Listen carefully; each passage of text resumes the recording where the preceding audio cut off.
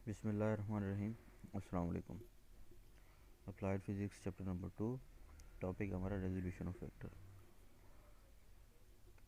किसी भी वेक्टर को उसके कंपोनेंट में जो है ना वो कैसे ब्रेक किया जाता है। हम फिलहाल क्योंकि बात कर रहे हैं एक्स एक्सिस और वाई एक्सिस, जिसको कहते हैं 2D, टू डायमेंशन की बात कर रहे हैं। इस वजह से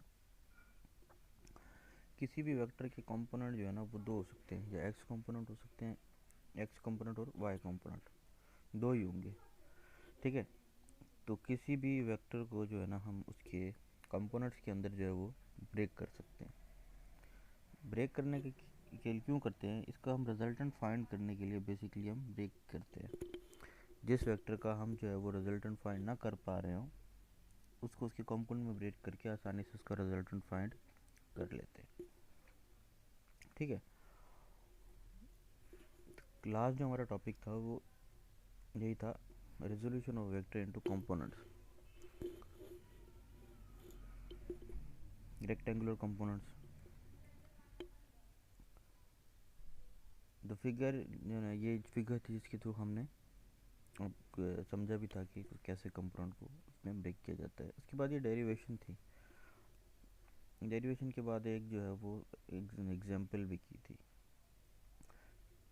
एक वेक्टर था, 30 डिग्री एंगल पर एक्ट कर रहा था, तो हमने उसके एक्स कंपोनेंट और वाई कंपोनेंट फाइंड किए थे।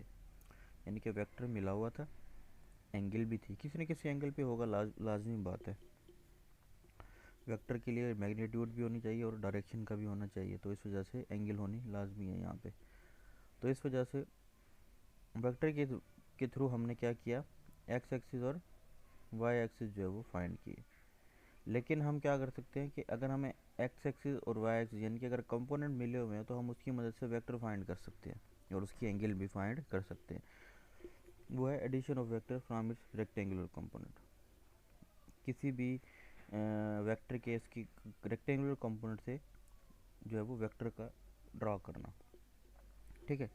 इस फिगर में अगर आप देखें, ये एक्स कंपोनेंट है, ये वाई कंपोनेंट है। सेम यहाँ से लेकर यहाँ तक ये एक्स कंपोनेंट होगा और ये वाई कंपोनेंट। इसके जो बीच का जो वेक्टर है, ये जो है रिजल्टेंट वेक्टर, ये बेसिकली हमारा वेक्टर है। ठीक है। ये थीटा इधर आ गया, बेसिकली थीटा इधर है, ये ए पॉइंट है, ये बी पॉइंट है यहाँ पे।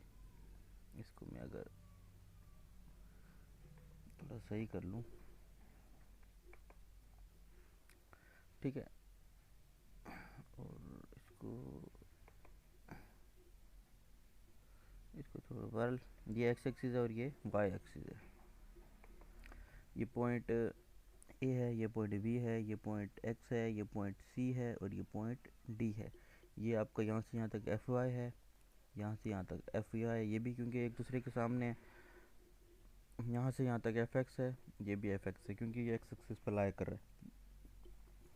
तो वो कह रहा है हमारे पास दो वेक्टर्स हैं एफ एक्स और एफ वाई, जो कि एक्स और वाई एक्सिस पर अलोंग कर रहे हैं। एक शो कर रहा है ए बी से, दूसरा शो किया जा रहा है ए डी से। ठीक है। ये यहाँ से यहाँ तक, यहाँ तक कि मैंने वेक्टर शो नहीं किया हुआ, लेकिन यहाँ से यहाँ तक वेक्टर है, ये एक ए बी और एक A D. In order to get the resultant vector we complete the rectangular. ठीक है। रेक्टेंगल जो है वो हम पूरा पूरा उसको कंप्लीट करेंगे, A B C D. A B C D अगर आप देखें तो ये हमारा रेक्टेंगुलर कंप्लीट है, A B C and D with joining point C. अच्छा, रिजल्टेंट जो है वो कैसे मिल रहा है हमें, पॉइंट सी ज्वाइन कर रहा है पॉइंट ए से लेकर सी तक जो है वो पॉइंट ज्वाइन है। तो ए सी रिप्रेजेंट वेक्टर एफ जो कि रिजल्टेंट है, बी सी और ए डी बराबर है दोनों के। ठीक है। तो B C is equal to होगा एफ वाई के और ए भी बराबर हो जाएगा एफ एक्स के, क्योंकि ये पोर्शन यहाँ से यहाँ तक और ये यहाँ से यहाँ तक बराबर है ना, तो ये एफ एक्स के बराबर है और ये यहाँ से यहाँ तक और यहाँ से यहाँ तक बराबर है, ये एफ वाई। तो पैथागोरस थ्योरम लगाएंगे अगर हम। ठीक है। पैथागोरस थ्योरम होता है हाइपोटेन्यूज स्क्वायर। ठीक है। अगर ये ट्रायंगल लें, हम इस ट्रायंगल को लें, सिर्फ ये थीटा इस ट्रायंगल के साथ है यहाँ तक। ठीक है। Hypotenuse square is equal to perpendicular square. ठीक है। या base square plus perpendicular square. ठीक है। पाइथागोरस थ्योरम होता है बेसिकली। तो ये स्क्वायर यहाँ पे है तो इस तरफ आ जाएगी तो रेडिकल बन जाएगा, यानी कि A C is equal to under root A B square plus B C. अब ए सी क्या है, ए सी आपका हाइपोटेन्यूस है, ए बी जो है वो आपका बेस है प्लस बी सी आपका परपेंडिकुलर है, तो ये पाइथागोरस थ्योरम होता है। Hypotenuse square is equal to base square plus perpendicular square या perpendicular square plus base square. ठीक है, तो हम यहाँ पे अगर इसको रखें तो ये बन जाएगा F square is equal to F X square plus F Y square. तो मैग्नीट्यूड हमें कैसे मिला, F is equal to F X square plus F Y. Basically magnitude हम इसी तरीके से फाइंड करते हैं। जो मैग्नीट्यूड हमने पहले फाइंड किए हैं ना, X square plus Y square, तो वो इसी तरीके से एक्स कंपोनेंट और वाई कंपोनेंट को अगर हम स्क्वायर करके उसका रेडिकल फाइंड करेंगे तो आपको मैग्नीट्यूड मिल जाएगा वेक्टर का। तो थीटा फाइंड कर लीजिए, tan theta is equal to f Y upon x f x, और theta is equal to tan inverse, क्योंकि टेन इस तरफ है तो दूसरी तरफ जाएगा तो टेन इनवर्स बन जाएगा, तो बन जाएगा F Y upon F X. ये मैग्नीट्यूड के लिए इक्वेशन इस्तेमाल की जाती है, ये डायरेक्शन के लिए। और इसी को समझाने के लिए फिर अगेन एक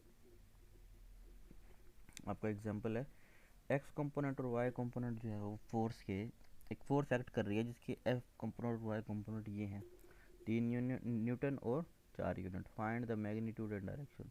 उस फोर्स का मैग्नीट्यूड और डायरेक्शन फाइंड करो।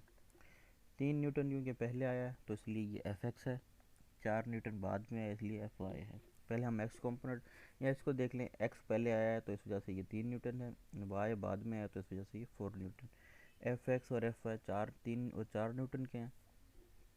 इस इक्वेशन में जब पुट करेंगे, 3 का स्क्वायर करेंगे, 4 का स्क्वायर करेंगे, ठीक है, 3 का स्क्वायर 9 और 4 का स्क्वायर 16, 9 और 16 कितने हो गए 25, अंडर रूट 25 निकलेगा तो फिर 5 न्यूटन, क्योंकि रेडिकल जो है वो मैग्नीट्यूड जो है वो नेगेटिव नहीं होता। डायरेक्शन के लिए हम क्या करेंगे,